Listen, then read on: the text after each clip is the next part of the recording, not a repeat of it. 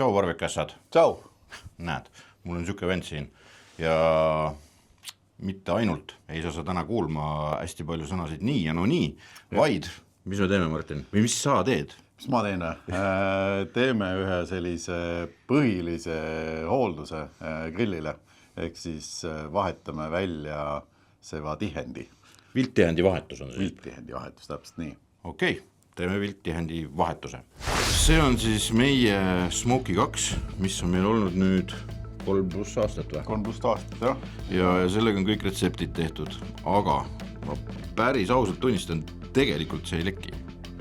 Et pole kunagi lekkinud ja ei leki ka praegu, aga see on nii vana, et selle peale on hea teha see näide ära, mismoodi seda vahetama peaks, eks.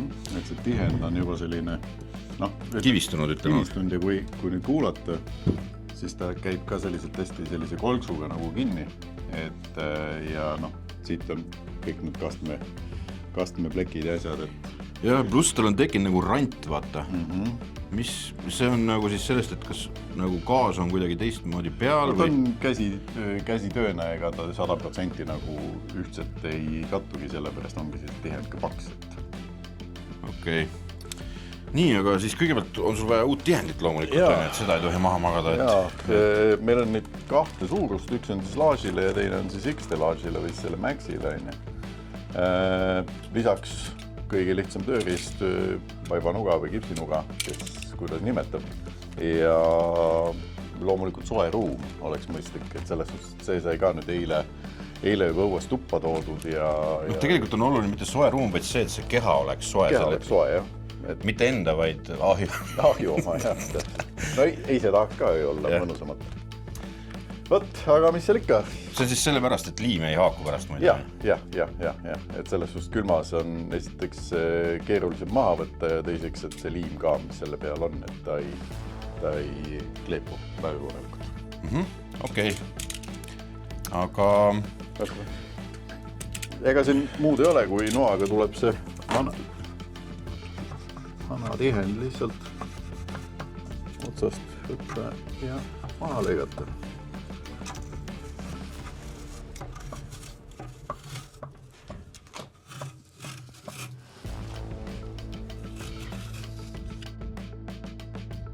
Kui nagu täitsa keraamika vastu tuleb see panna? Täitsa keraamika vastu, jah. Pärast me peame natukene seda puhtuks ka veel. See on isegi väga hea selle 3 aasta kohta. No jah, mul on kodus ka ju ahi, mis on pidevalt patti, ja seal on ka palju vigu teinud, kaasa võratud kinni külmunud ahju lahti kangutamine, aga ta ikka ei leki, ma ei tea. Millest see tuleb üldse, et lekkima? Sa ju vahetad selle pärast, et hakkab lekkima, eks? No, hakkab lekkima, jah, ja selles suhtes, et ta mingite kohtade pealt, ega see leke nüüd nagu tegelikult ju nii hull ei ole, sellepärast, et isegi kui ta natukene lekib, kui me paneme näiteks selle rotisseri või siis selle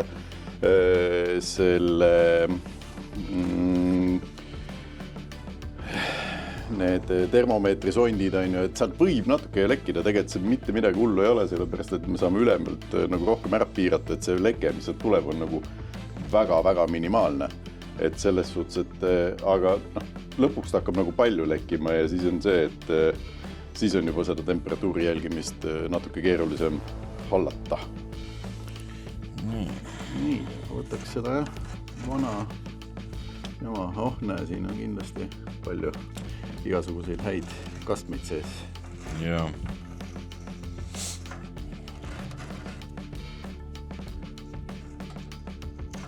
Pärast siis mitte panna põlema koos sellega, vaid teha ilusasti tühiks. Ma tõin sulle küll nagu prügikasti, aga sa millegi pärast nagu jätkuvalt paned sinna. Thanks.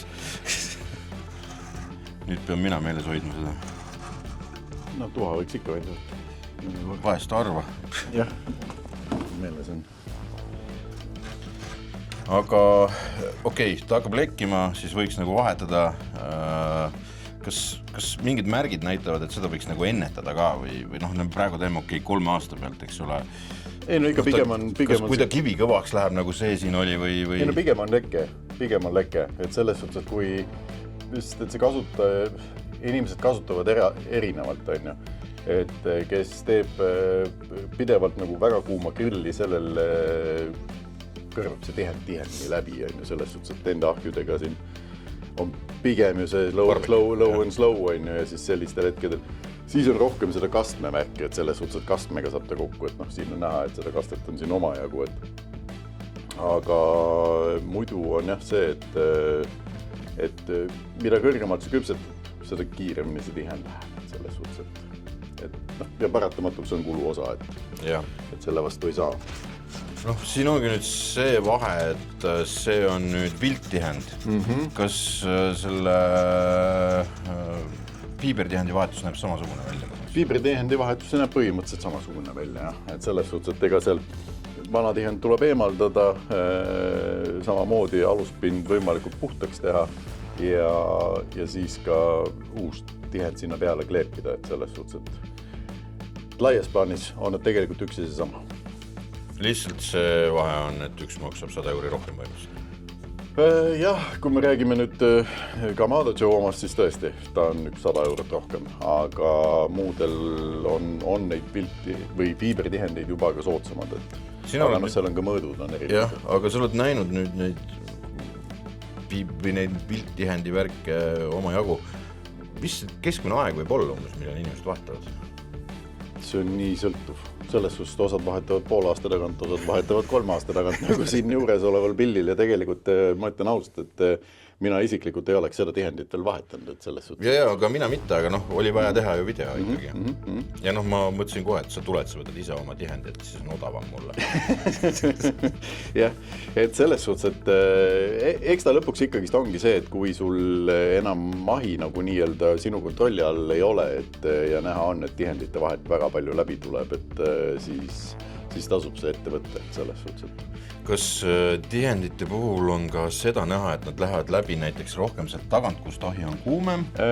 Ta läheb läbi nendes kohtades, kus tihendid on omavahel kokku pandud, sellepärast et siit saavutab see, nii-öelda hakkab see õhk läbi käima ja kui me teeme just sellist mingit pitsat või mingisugust väga kõrgel temperatuuril pikka aega steike või siis sellist grilli, pigem on, mis mina olen näinud, on rohkem pitsateol, on ju, kui ma olen, ühesõnaga ütleme niimoodi, kui ma päev otsa pitsat teen, siis ma tean, et ma tegelikult pean selle tihendi ära vahetama, et selles suhtes, et seal ei ole isegi, ma võtsin tutika ahju ja tegin päev otsa pitsat ja näha on, et ma pean selle tihendi ära vahetama, et selles suhtes, et lihtsalt seal on see, et see temp või noh, see leeg tuleb siia ülesse ja noh, kui sa selle pitsa johuga sinna vahele lükkad, siis see läheb põlema, on ju, ja noh. Ja põhimõtteliselt oligi ta minu jaoks kulu osa nii-öelda, ma tegin ka, no terve päeva küpsetasin, et selles suhtes, et ega seal paraku ta niimoodi oli. Nii, aga lõikab siis puhtaks. Jah. Nii, Martin, mis asi see nüüd on siis? Selle asja nimi on tihend, vilttihend. Ja seda on siin nüüd täpselt niimoodi, et peaks olema 2 ilusasti ühe pikka jõppi, ehk siis ülemisele ja alumisele. Nagu näha on, siis Martin on ka ülemise, jah. Noh, nii puhtaks, kui saad, noh. Kui saab, jah. Selle grilliga on nagu see jama lugu, et ei ole mõtet hakata grillil tihendit vahetama, millel tihendit ei ole vaja vahetada, ehk siis ta tuleb üsna kehvasti maha, et noh, et võib kasutada mingisuguseid liimi eemaldajaid, aga nendega tasub olla üsna ettevaatlik, et selles suhtes, et see siia sisse seda keemiat ei pane. Jah, sellepärast, et see kivi võtab selle sisse. Kivi võtab selle sisse, jah, imbub. Aga ega muud ei midagi, võtta taga selle paberi osasid maha ja mul meeldib alustada tagant poolt. Kas see nüüd oleme sellest lihtsalt, et kumba käeline oled, nii pidi tuledki? Jah. Ja siis paned selle äärest, tõmbad seda paberit alt ära, et ei tasu kindlasti liiga palju seda korraga ära tõmmata, et muidu kleepub ta mujale kinni ja siis kui lahti tõmbad, siis ilmselgelt see liimipind on juba kergelt kahjustunud ja no mitte kahjustunud, vaid mingisuguseid ebemeid asju täis. nii, ja siin lõpus mulle meeldib teha nüüd niimoodi, et ma teen selle üle. Siin on overlap siis, nagu ülekatte vaba. Ülekatte koht ja siis ma teen siit nagu selle lõike.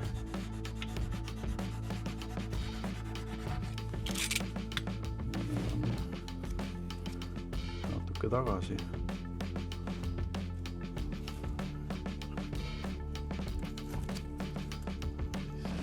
Selle siia ilusti vastu.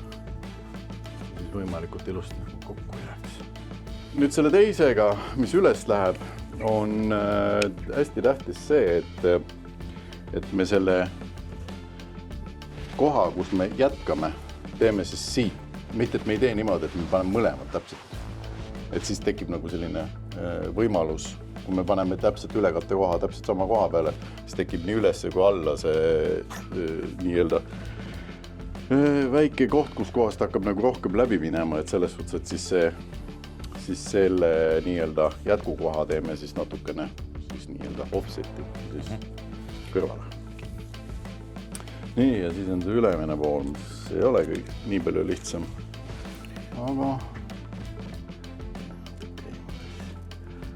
hakkame samamoodi. Siin me muidugi oleme ettevaatlikud, kui sa oled oma ahjul sisu välja võtnud ja nii edasi, siis sa sood sinna ülemise peale, et sa oma ahju ümber ei jää siin.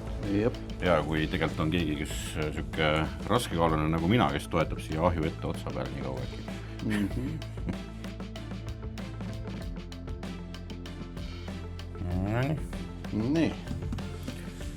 Nii lihtne see pull siis on.